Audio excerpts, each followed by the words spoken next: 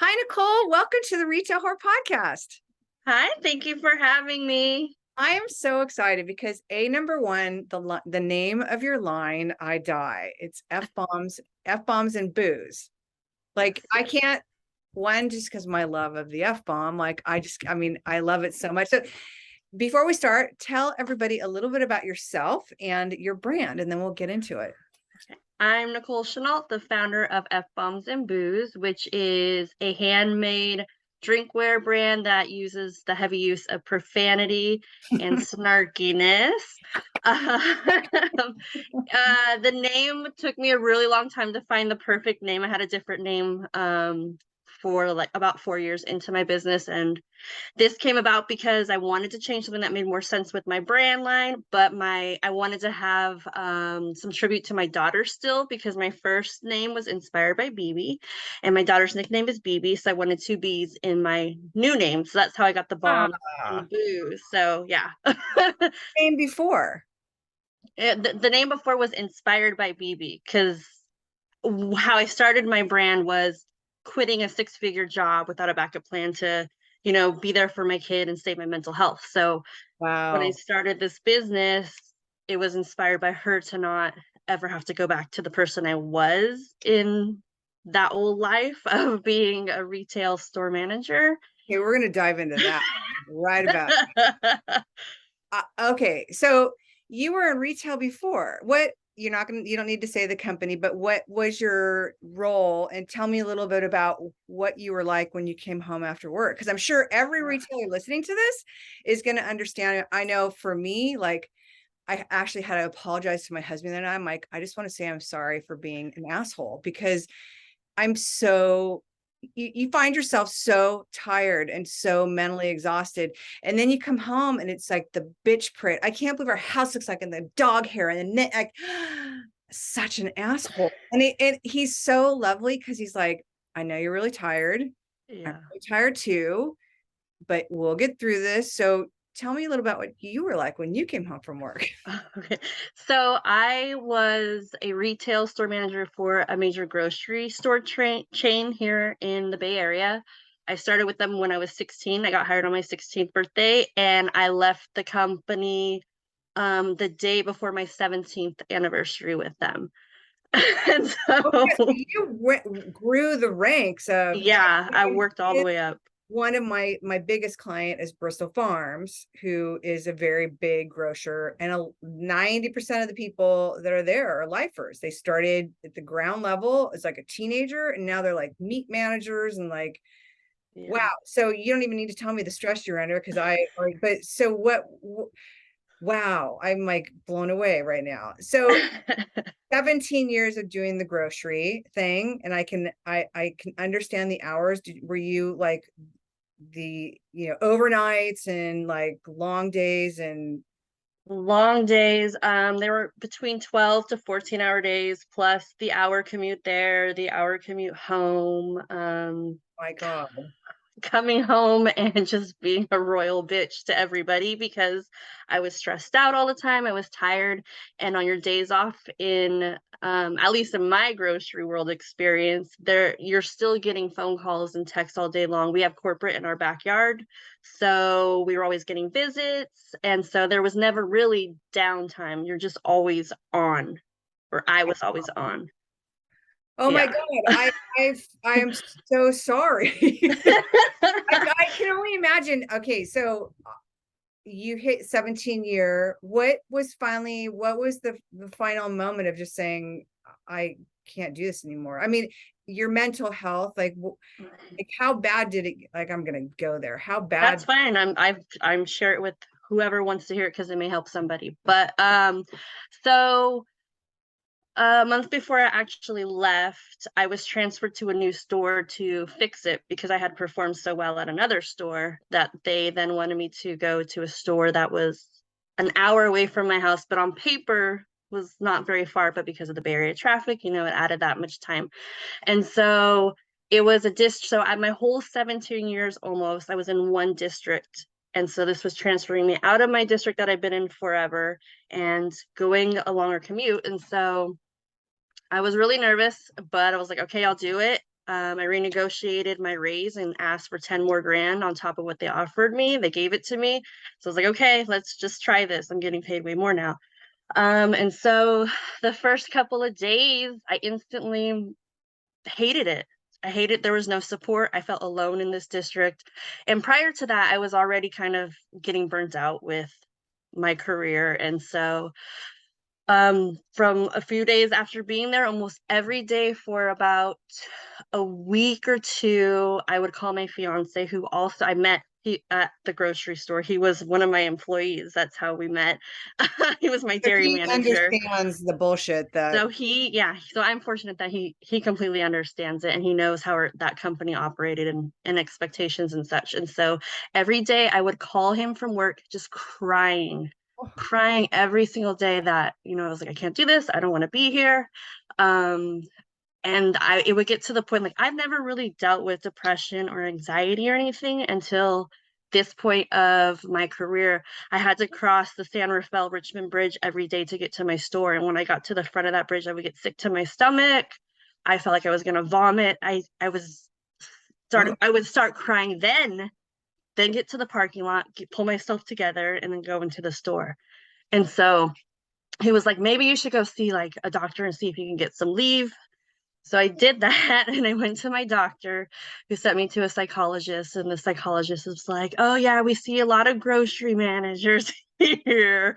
And well, when the stress gets really heavy and all of these things feel like they're surrounding you, just pretend like you have an imaginary umbrella and open it, and let the stress fall around you. And I was thinking, bitch, I'm gonna hit you with this imaginary umbrella. What is that gonna do for anybody? I was like, okay, thank you. And then so I went back to my doctor, and he was like, look, the options are you're find a new job. And I was thinking, yeah, okay, because that's just so easy to do. Or we can put you on medication. And I was like, well, I don't want to be on medication because I know the root cause is that I'm unhappy with my job. And so after the week off of work, I went back, and of course was told that I'm having this big VP visit at my store. And so I had a week to prepare to get ready for that. So I was going in at 3 a.m, getting all of that ready for about a week, and then still calling my fiance every day crying. And he was like, you know what? Just put your 2 weeks notice in. Like, we'll figure it out. I don't know what we're going to do, but we'll figure it out. And it's because he gave me the permission, because I was the breadwinner of the family, also. So I felt that pressure too. Him giving me the permission to just do that allowed me to put it in. And so I drove to my old store on my day off to go email the notice in. And my previous district manager, who I had a really good relationship with, called me, and he's like, what are you doing? And I was like, on my way to put my 2 week notice in. And he was like, stop. He was like, no. He's like, is there anything? And I was like, no, I'm done. And he was like, I get it. So I put my 2 week notice in, and the math lined up where I would have been ended 2 days after my anniversary. And if I was smart, or if I had it in me, I just didn't have anything left in me, I would have stayed longer, because I would have gotten 3 more weeks of paid vacation, like more paid time when I left. And of course they figured it out to release me a little bit earlier. So I lost like the extra pay, but I didn't care. I was gone. And I all I can think about is how hard it is to go into a failing store and try and revive it and pick it in. And the team is bitter. The team. Yes. If it's anything like what I know, I'm guessing most of it's boys club. It was half and half, but Wow. the store was not supported by, I feel like, the company or upper management, because I was a 6th manager in like 2 or 3 years to come in and try and fix it. So it's like there's a bigger issue here, that's not being addressed. God, so you leave, and like I can only imagine the weight of the world is literally you're probably like skipping out of Oh yes, it was very surreal, because I grew up basically in this company from 16, and I left in my early 30s. Like, wow. That's all I knew. That's the only company I ever worked for. So my cousin came over, and she was like, okay, let's brainstorm like, so your strengths and weaknesses, like what do you want to apply to next? And I had just got a Cricut. Do you know what a Cricut is? The Cricut cutting machine for Oh crafting. no. Oh no. I mean, I've heard of it, but I don't know what they do. Okay, so like you could cut paper and vinyl and all, you make all kinds of crafts. And I had just purchased one to use to make my daughter's decorations for birthday parties. And I just made like a few mugs. And so my cousin, as a joke, was like, well, you could always be a Cricut master if nothing else works. And I was like, yeah, okay, whatever. And then I was like, well, maybe I could do something with this. And just her saying that, putting it in my head, I started making stuff and posting on Facebook. And then it just like evolved from where I am today with my brand and be selling wholesale, and now I'm coaching other handmade businesses. So it's just like, So tell and me a little bit about the evolve, like how the line evolved. Like what did you start with and then what do you have now on the line? so what I started with was doing custom orders. So whatever anybody wanted, I would make it, whether it was like a sign, a shirt, a cup, a mug, whatever. You send me a picture or you tell me what you want and I'll figure out how to make it for you. How And then I did that for a couple of months, and my friend was like, well, why don't you open an Etsy shop? And I was like, I don't know about that. But then a month later, I opened an Etsy shop in October. Um, and Christmas hit, and I had one thing that just went nuts during Christmas, and it was a wine glass that said best fucking, but instead of the U, it had a heart, cousin. And it just took off like wildfire. And I was up at 3 a.m. making this wine glass because that's what mostly sold. My friend came over and was helping me for free at 3 a.m. helping me make these oh my God. glasses.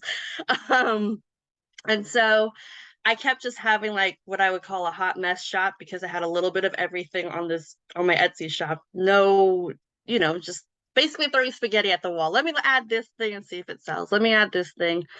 And then about a few years later, I was like, I really don't like making custom stuff. So I slowly started pulling custom things off and started to see that because that best fucking cousin wine glass sold, what if I did different titles? So best fucking aunt, best fucking mom, best fucking sister, all in that design. And those are the things that took off. And so eventually I scrapped everything except for my wine glasses and wine tumblers. And that's when I rebranded to having the drinkware with the Fbombs and Booze, because we have the Fbomb line that's selling the best and you drink your booze out of it. Plus, I got the two B's for my kid in there. I love the line. I mean, I think it's like it's such a cute line, and as well as I know, like I don't know if you've heard any of the podcast, but there's Yeah. a story of how I was buying for a 5-store pharmacy, and it's like Yes. Missy, who I've had on the podcast from Twisted Wear, is like her F-bomb, anything with F-bomb blew up. And it's like, I Mm-hmm. just got to be like a really whorish buyer. Like you're supposed to follow what sells. So I literally Yeah. followed it so deep that it was like, okay, it kind of went a little too far. Like, so now it's like, I now we go snarky because honestly, like F-bombs still sell so well and the snark sells so well. Yes. Crazy. I was surprised how well it it sold. Like I don't know. I didn't realize that people embraced it as much until I started doing it. And then so when I do vendor events, I have like this flag on my booth that says it's like a warning I just flag. saw that on your Instagram. Yeah, Very because nice of you. and then I tell everybody when they come in, like, there's profanity, you've been warned. So if you're offended, like, I don't know what to tell you. But I haven't had anyone complain, even if their kids are in there.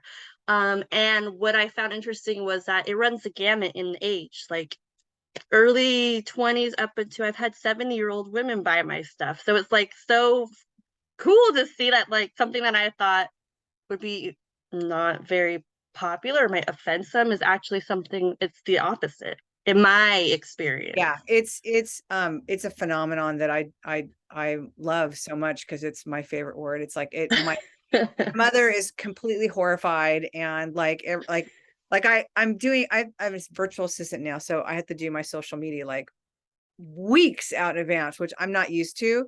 Now I'm getting into, it's like where, you know, I have a formula, like Monday's one thing, Tuesday something else. So, you know, I just posted from, we were an art show in LA before COVID. It was this insane, like all street art, all these graphic, all these like graffiti people, like crazy cool. And there was a giant, literally like 2-story high canvas with this giant multicolor fuck. And I'm like, and I posted it years ago, and my mom's like, that's not appropriate, Michelle. I'm like, Mom, it's art.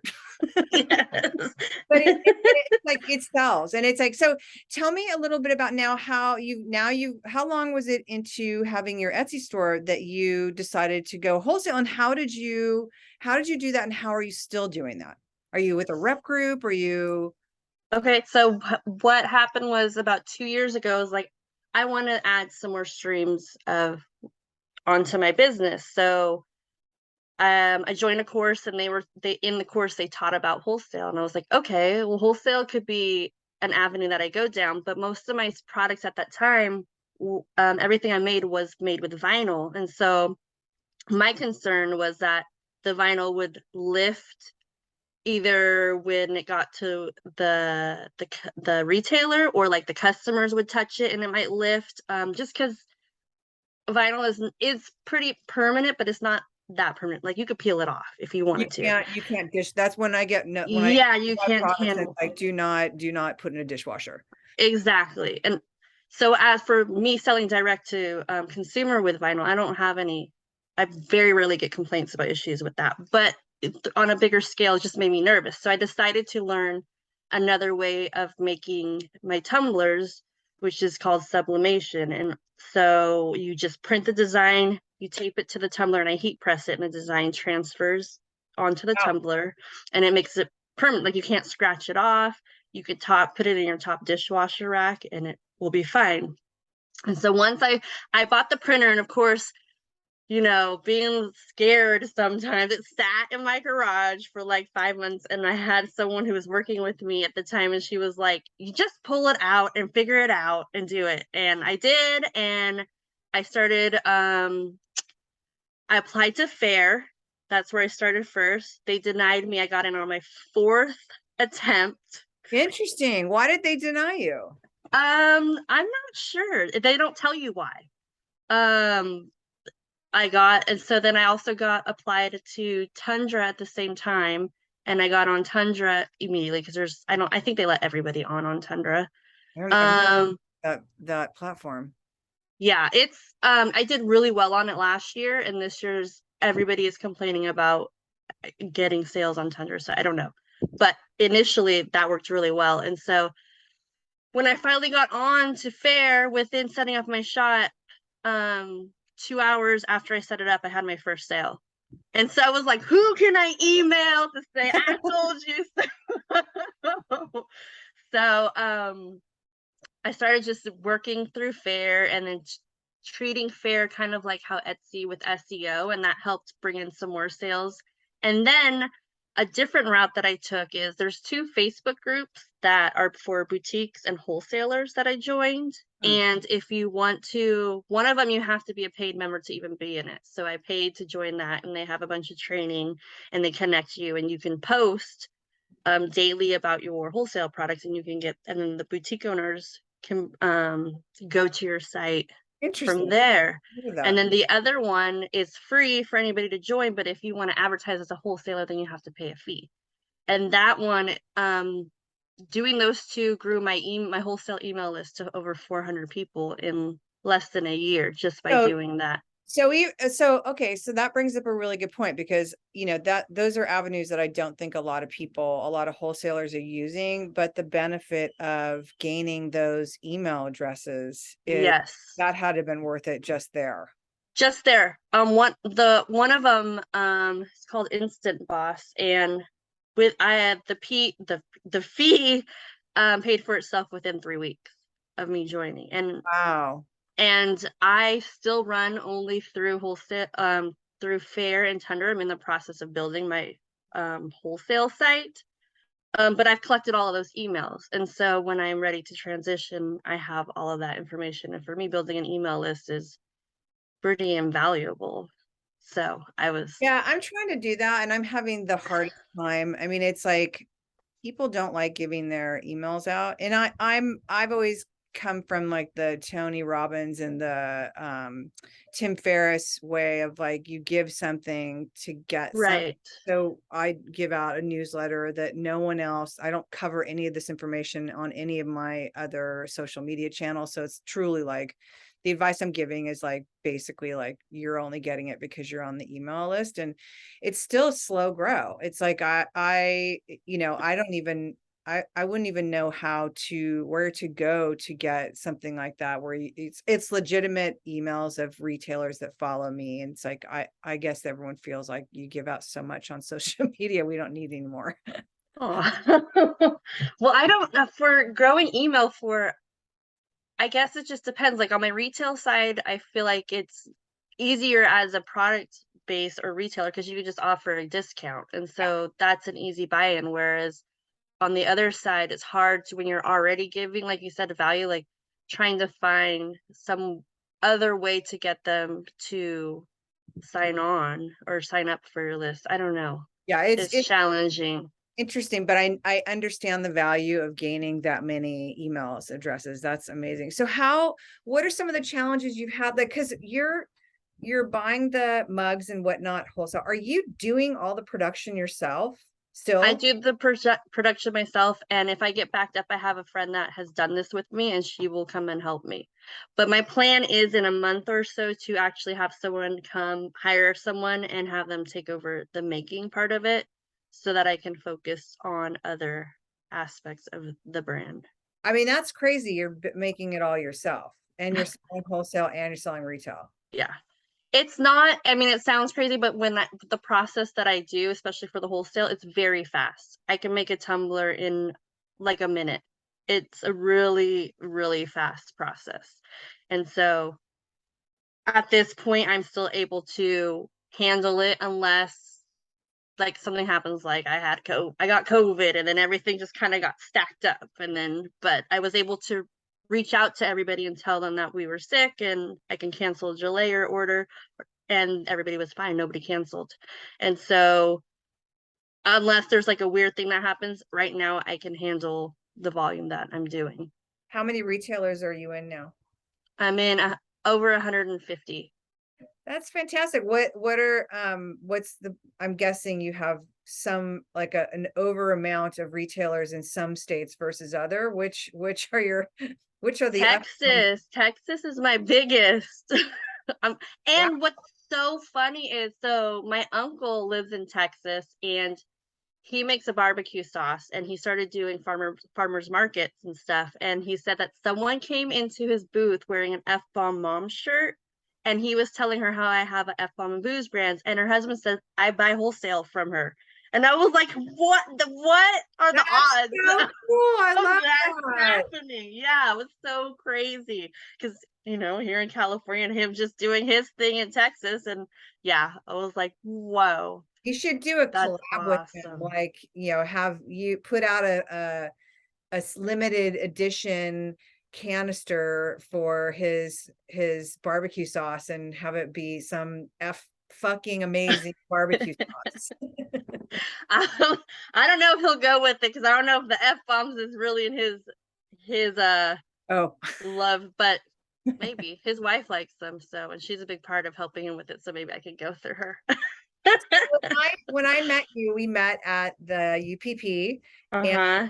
UPP I know everyone's heard me talk about this a million times, but product-based convention that brought together female entrepreneurs in order to get your merchandise in front of people, in front of media, to get funding, to like everything that goes and involves. So were you there attending for your product or for because you are a coach for product-based businesses? I was there for product because I just started coaching maybe like 3 or 4 months ago is when I finally was like, okay, I think I'll, and it was the same cousin that made that joke about me being a cricket maker she's been telling me for a year to start coaching. And I'm like, I don't know enough. I don't know. She's like, shh, stop, you know, plenty. And so, being there and listening to other people talk, I was like, okay, well, I know a lot of things that some of these other people know. I was like, well, maybe I do know a little bit more. And so, um, at a pop-up, I was telling another vendor all these different things that ways she could grow her business. And she ended up telling another vendor, and that vendor stopped me in the parking lot, was like, can I meet you for coffee? And she was my first coaching client from there. So Tell everybody about what coaching looks like with you, because I think that there's a lot of people in the coaching game, obviously, but there's not a lot in product. There's a lot of people in coaching for manifestation and for yes, business but there's really not for product, which is why I love Kat and like why that whole yeah. event was so amazing. Like, so tell me a little bit about what you do for your client and how you coach them.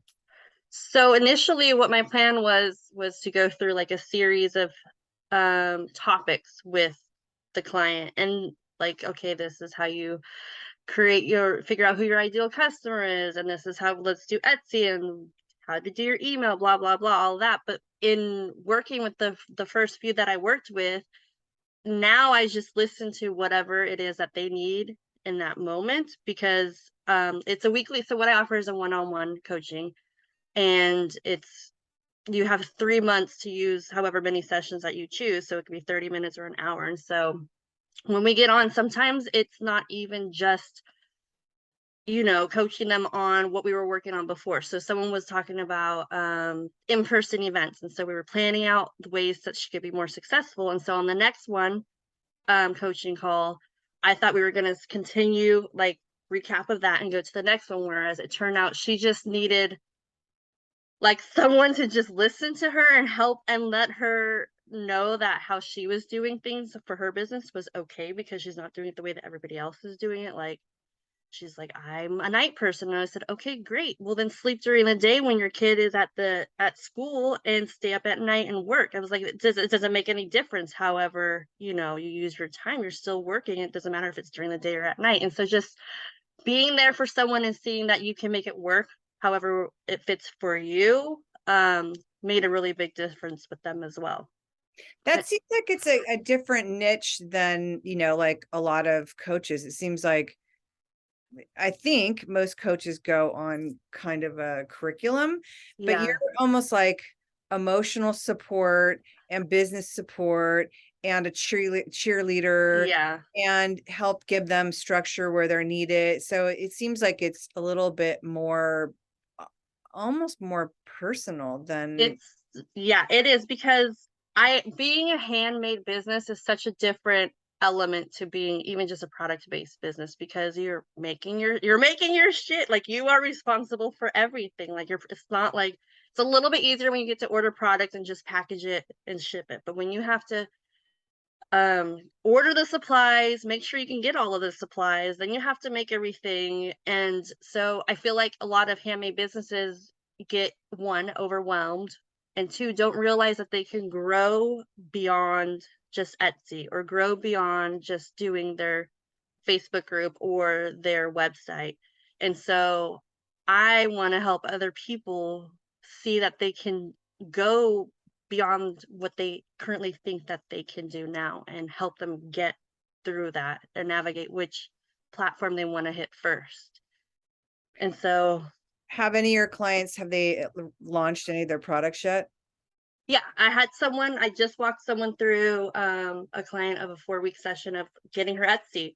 She's actually somebody I know, and she posted on Facebook, and she's like, does anybody know someone that could help me with an Etsy shop? And so I was like, I can coach you through it. And so she went from not having an Etsy shop to having it completely set up, and how to get her first reviews and all of those things. And she's like, I would have never done this if you weren't helping me, because I was so overwhelmed. And I was like, there's no way I'm going to be able to do this.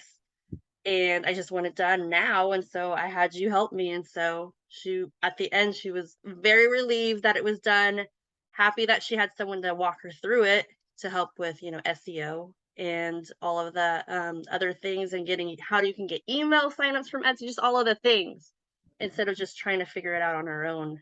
Yeah, I think that would be a very tricky landscape. Like I'm not shy about it. I have zero tech knowledge. So like the idea of doing something like that's like so not going to happen. Okay, so I have to ask you a question because I know like all of us that create things, whether it's like myself with visuals or merchandising or store openings or whatever, anything that you do creatively, you are very attached to it, and there's a lot of subjectiveness, and there is obviously ego wrapped up in it, like mostly because you made it.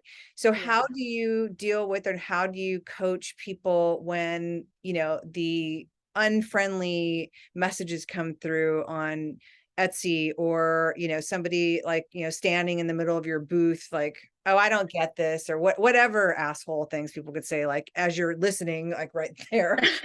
Yeah. How do you deal with that? Because that's one thing I think all of us as creatives have to deal with, and be able to like stomach it. Yeah. Uh, yeah. So something that I always share with everyone is that you're not gonna be for everyone. Not everyone is gonna like your product, and you just have to be okay with that and know that the people that love your stuff are going to come and buy from you and share your products and be so excited to watch your journey because you are making what um they are connected to, whereas other people just are not going to like it, and that's okay. I was like, do you like everybody else's stuff? No. Are there other companies that you don't like? Well, same thing. I had someone find me from Pinterest and message me on my Etsy shop about me having the tenacity, although she meant audacity, to sell things with profanity. And we went like, It's the wrong word. yeah, we I went would have like back and started my forth. email with that. Like, first of all, I did. My response back was, well, I appreciate that you acknowledge my tenacity. However, I think you meant audacity. And then I don't know, this was a few years ago. And then at the end, I said, well, I'm going to give you a coupon code for 10% off my shop. Use the code tenacity10 and it will save. So I got like snarky back because I was like, she's like, I'm minding my business. I was like, you're minding your business on Pinterest. And then you clicked on my link and then you clicked to my message box and then you messaged me. it's like the whole like hater, the whole like I don't I luckily I'm waiting for it because as the podcast gets bigger, it's like Yeah. I've there's little bits that have kind of snuck, but it's like that the whole culture of people that's all they do is to search out and bitch like what why like what is the fucking purpose of when, that? when I got the message, I was at the park with my daughter, and I was like, I'm gonna wait on this one before I respond back. But it's just because people aren't happy with themselves. That's all. That's the bottom line. Is that they're either unhappy with themselves or you are triggering something with them that they don't like about themselves, which is why they're so upset. I mean, there's what because what Or else? there's There's a no major reason. Bible bumper that really And feels that's who it strong was about actually. She spreading the was, word. Yeah, yes, she I went mean, on about God, God, don't come at me, people, about the Bible bumper thing. But yeah, it's that yeah, like you can't have an abortion and you can't say F bomb. Like, sorry, yeah, I just yeah. went All in one shot. there. So tell me so are you doing wholesale shows yet? Are you gonna do No, I haven't. shows? My God. I don't know if I'm going to. It's a I've thought lot. I about mean, it's a it, but lot of yeah, people, a yeah, lot of eyes on yeah, it all of a sudden. It's like the gift shows are amazing. It's a great way to get your product in front of people. Same thing as reps, but rep groups, it's yeah, like it's even crazier because most rep groups have national reps and they take it out across the nation, and they have stores they've already worked with. And it's like, it's also, I can't even imagine what it would be like for somebody producing something themselves. But gift shows yeah, though, there are handmade sections, and I feel like that you have a chance of getting in front of people without getting so overwhelmed. But I mean, like, it's like if Fair had a, I'm sure this is coming too, but if Fair had their own gift shows, it would yeah. Yeah, where all of a sudden it's like everyone's shopping the aisles looking for that item. But I think people, because also people want to touch and feel it. Yes. Yeah, because when people get the tumblers too, I get one of my number one compliments is that they were surprised how well the quality of them. They were impressed by the quality Like, of them. wow, thanks. I mean, Yeah.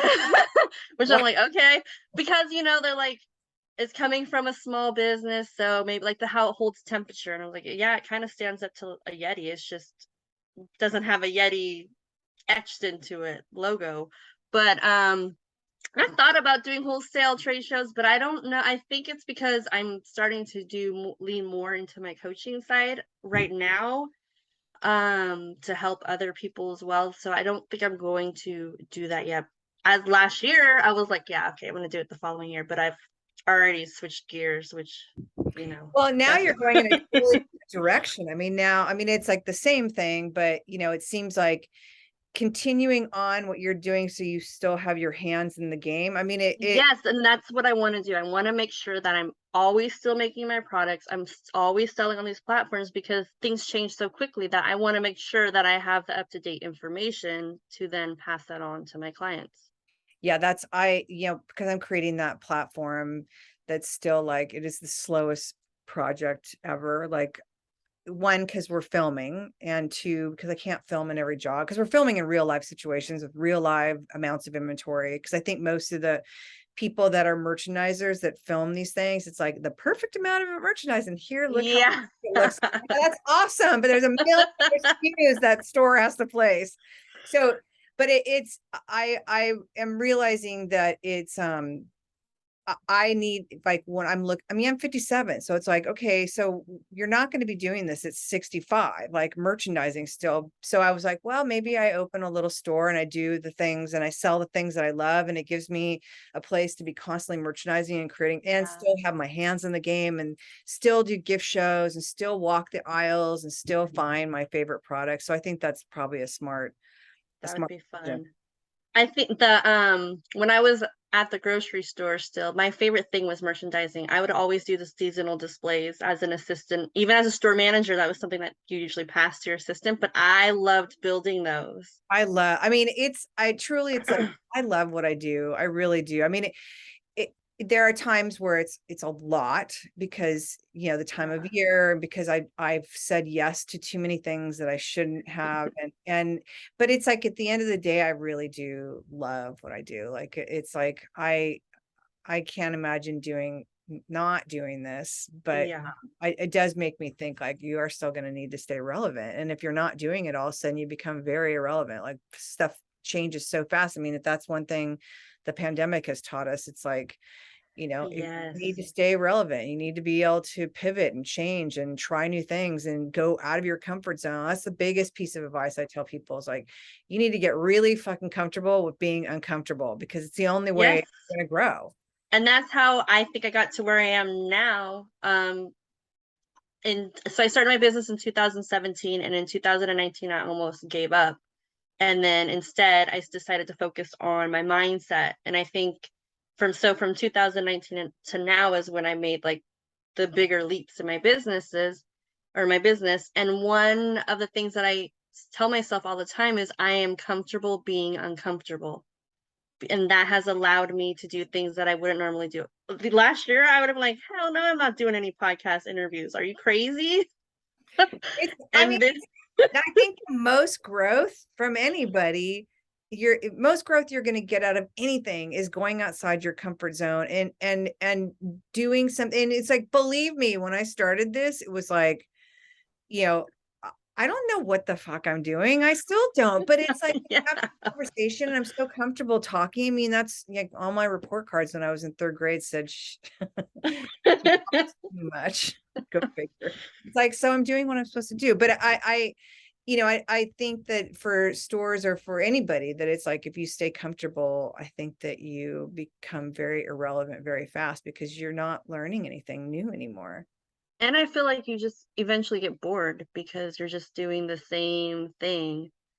So I don't know. I'm a Gemini, but I'm also a manifesting generator. So I'm always like, what's next? What are we working on? So like that's kind of probably not the best way to be, but that has helped me in pivoting and just following like, okay, let me try this now. I feel like I should do it. And then it works out. And so doesn't mean I'm not scared because I do a lot of things scared shitless, but I just do it.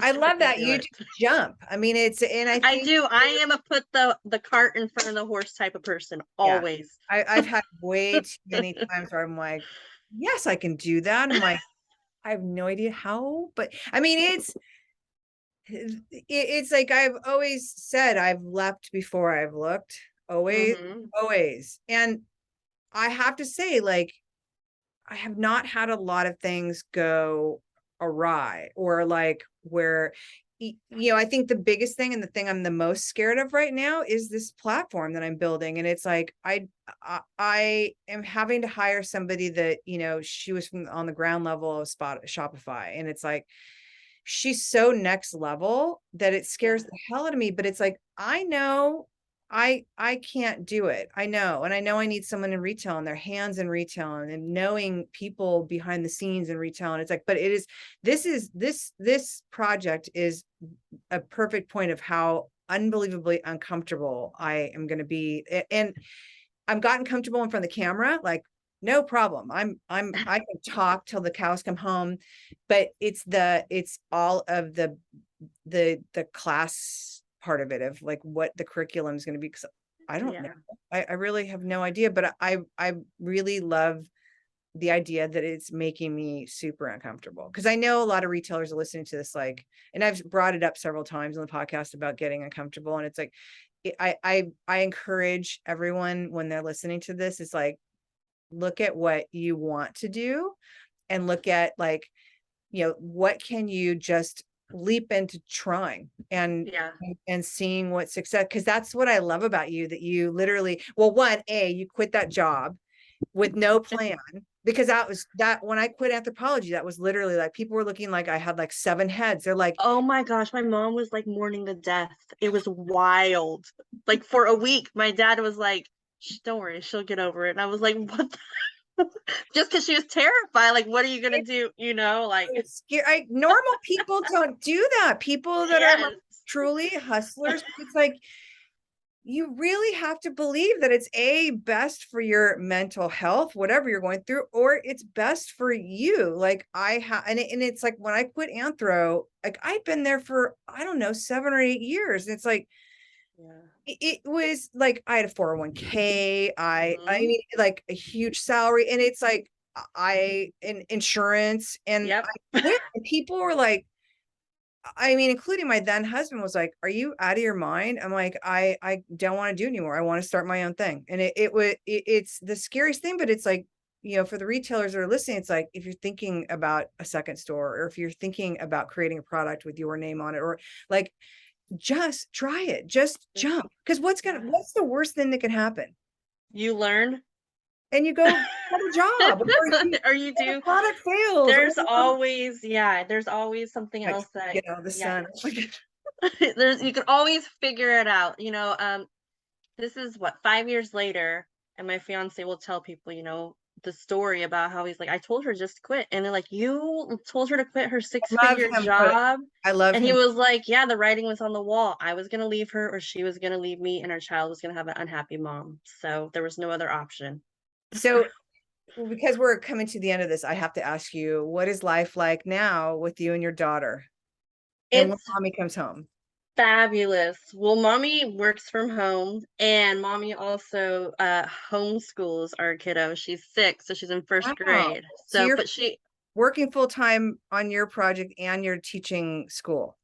yes, but she also goes to a forest school A enrichment program. Yeah, 3 days a week. forest school. That's amazing. So she does schooling with a bunch of other kids in the forest setting, and she Wow. loves it, and that gives me my time to do work without her. Like, but right now I'm recording, on the Zoom or on the podcast with you, and I say, okay, I have to go into the other room because I have to do a Zoom, and she's like, okay, and she just waits however long with How old is she's 6.